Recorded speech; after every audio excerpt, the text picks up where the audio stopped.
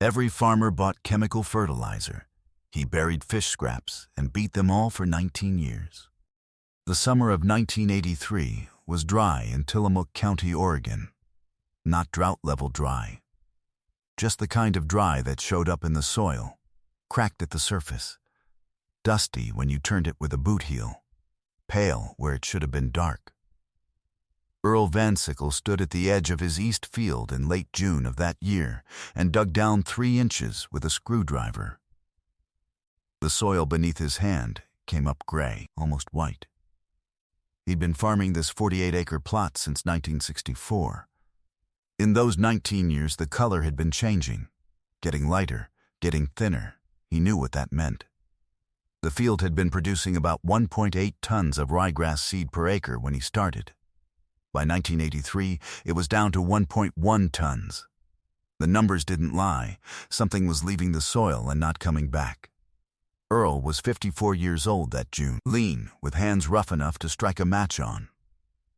Had been buying nitrogen from the co-op since 1966, the same 46-low urea that every other grass seed farmer in the county used, priced at $180 a ton.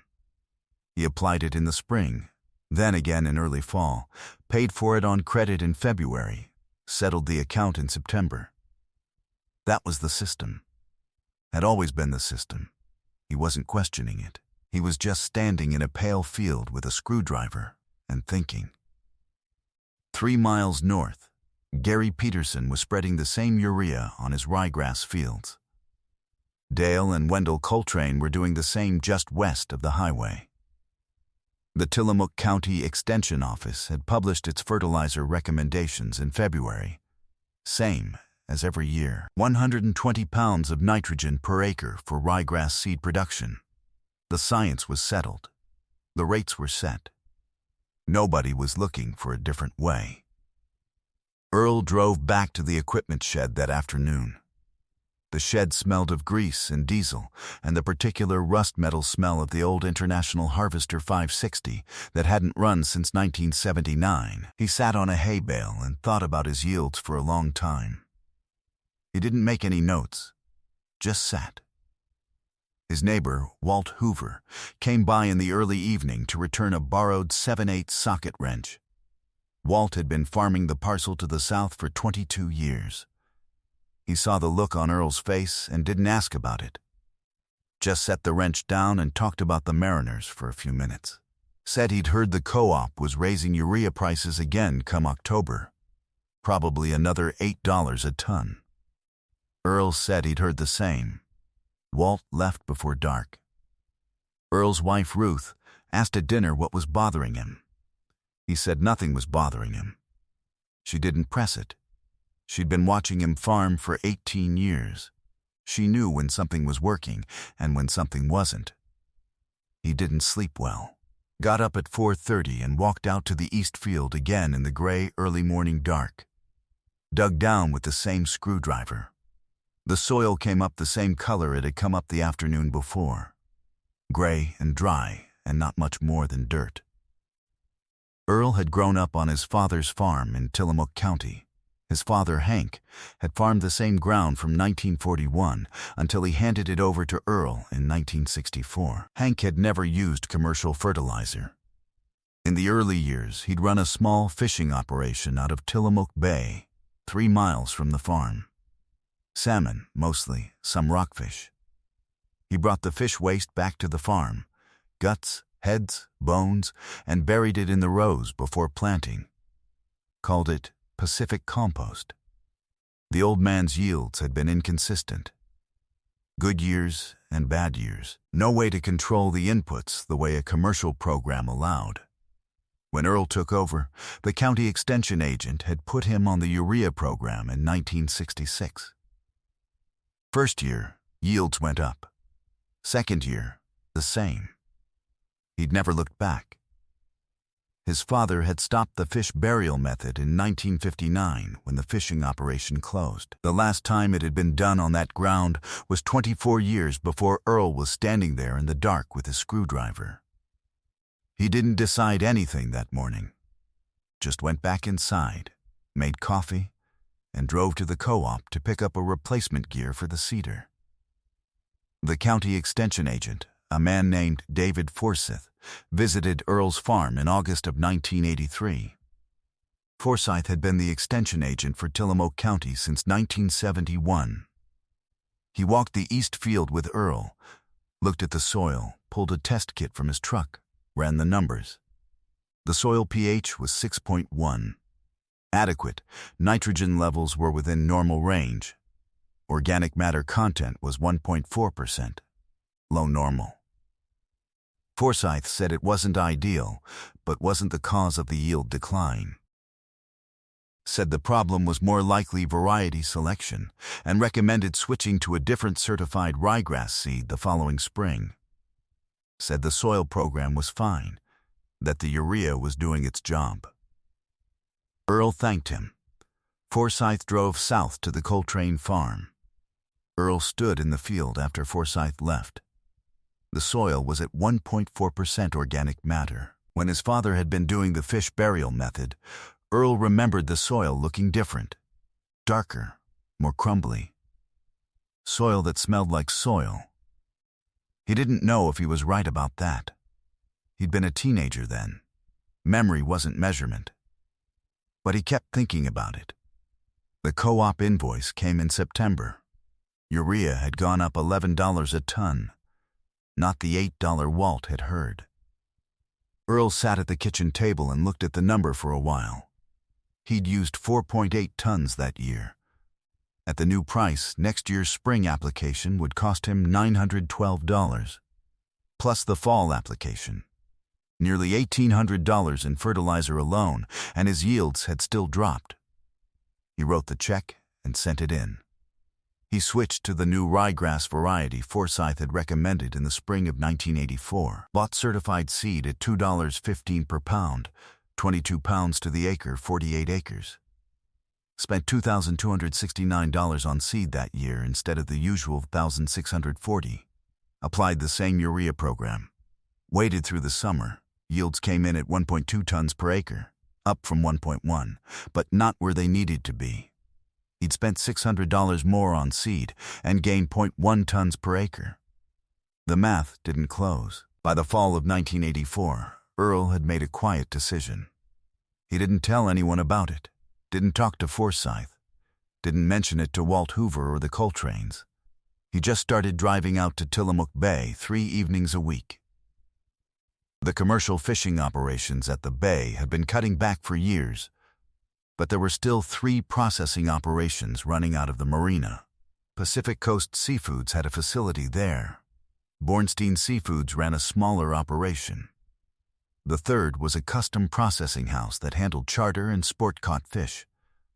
All 3 had the same problem every facility like that had: fish waste. Heads, guts, tails, frames, skin had to be handled. Had to go somewhere. Earl talked to the manager at Pacific Coast Seafoods in October 1984, a man named Ron Stitt, who'd been running that facility for 7 years. Earl asked what they were paying to have the waste hauled. Stitt told him. It was $60 per load, twice weekly, going to a rendering facility south of Portland. Earl offered to take it for nothing. Stitt looked at him for a moment. Said he'd need to clear it with the main office in Astoria. Said it would probably be fine as long as Earl signed a liability waiver and guaranteed pickup. The main office took 11 days to respond. The answer was yes. Earl borrowed his brother-in-law's flatbed trailer and drove it to the bay on a Tuesday evening in November. Pacific Coast Seafoods loaded it with 1,800 pounds of fish waste in a steel bin. Heads, backbones, organ material, some spawn waste. The smell hit Earl when he opened the cab door. He loaded anyway, drove back to the farm, unloaded in the far corner of the west field after dark. He told Ruth he'd picked up some organic material for an experiment. She asked what kind. He said fish parts. She opened the kitchen window and went to bed. The first application was crude, Earl dug trenches with a modified subsoil plow rigged to the back of the Farmall tractor, the old 560 that he'd finally fixed in 1982. The trenches ran 8 inches deep, spaced 30 inches apart across a 4-acre test section in the east field.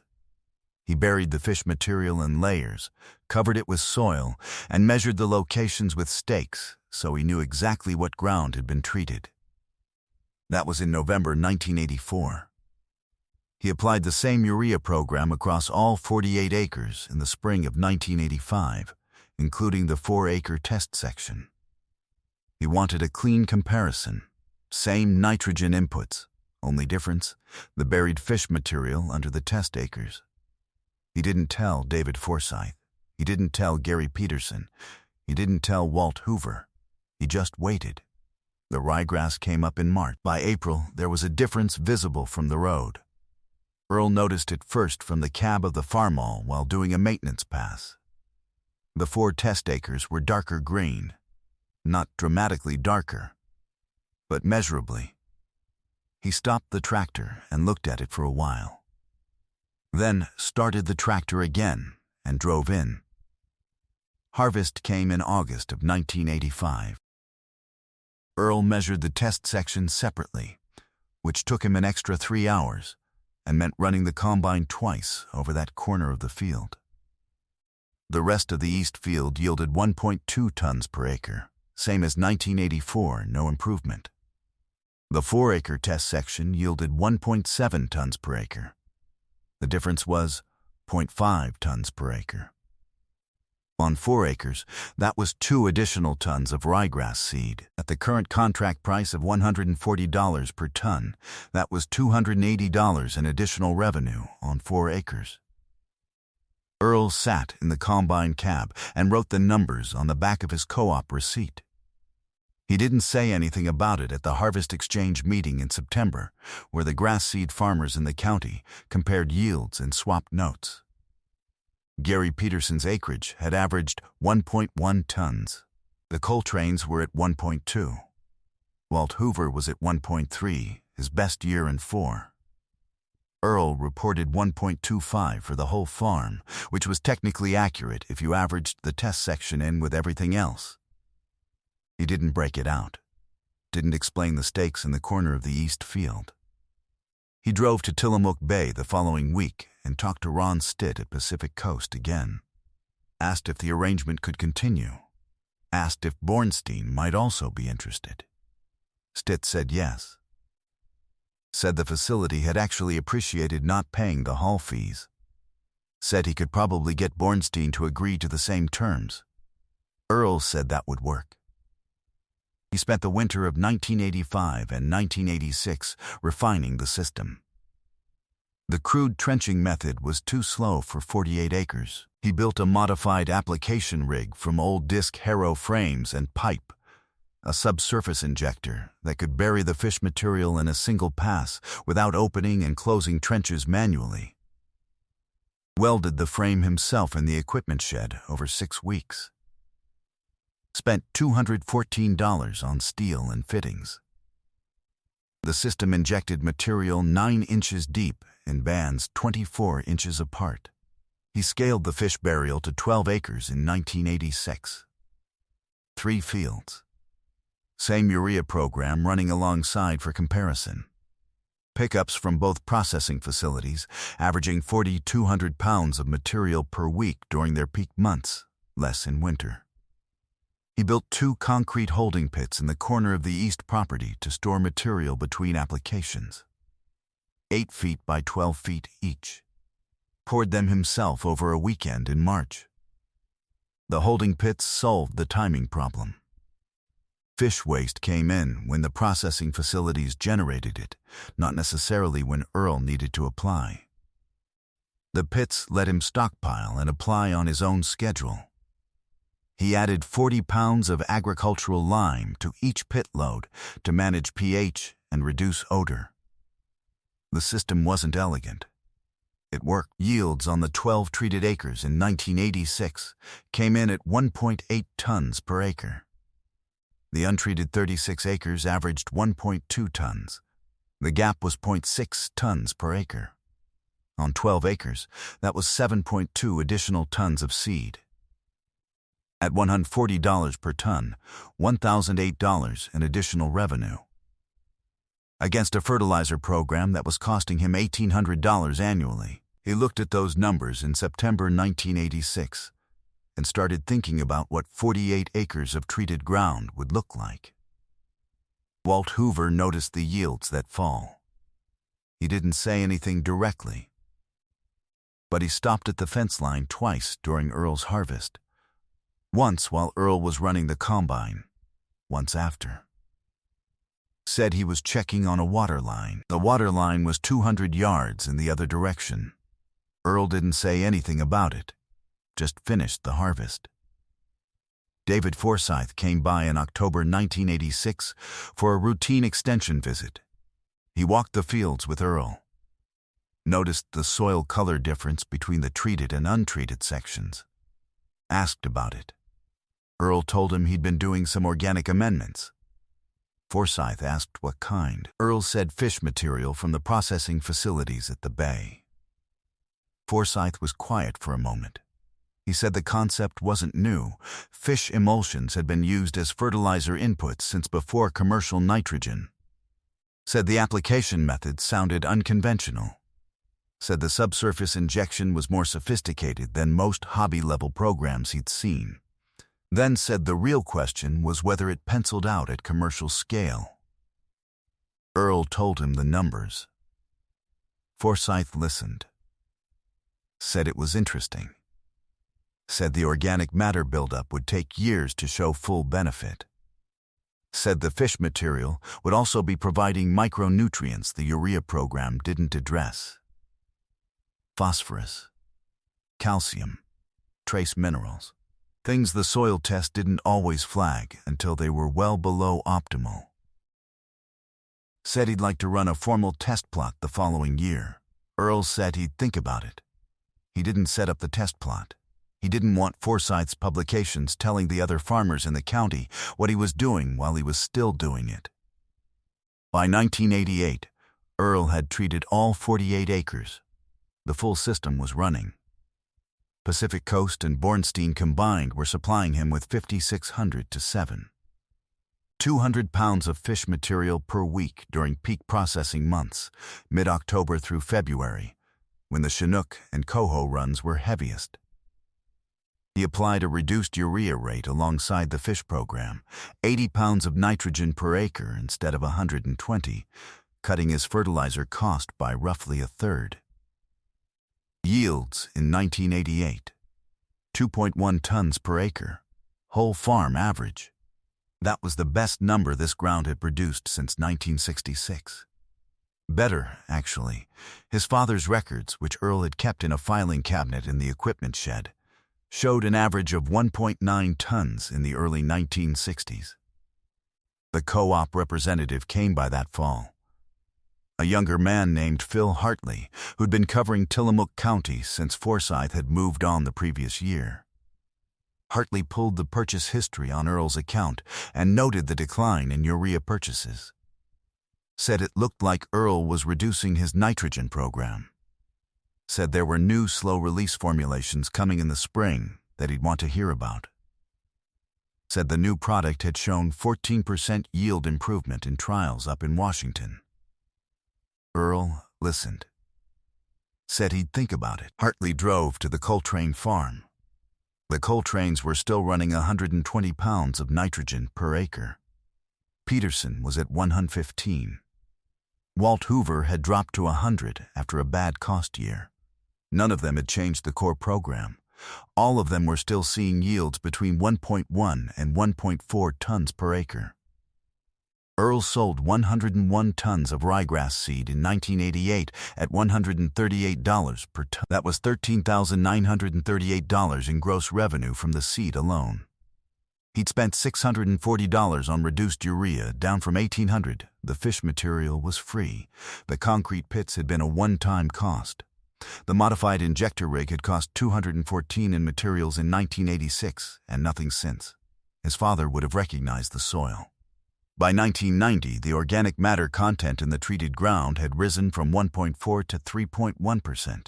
He knew because he'd sent samples to a private soil laboratory in Corvallis, not through the extension office. The results came back in a plain envelope. He read them at the kitchen table, didn't show them to anyone, put them in the filing cabinet next to his father's records.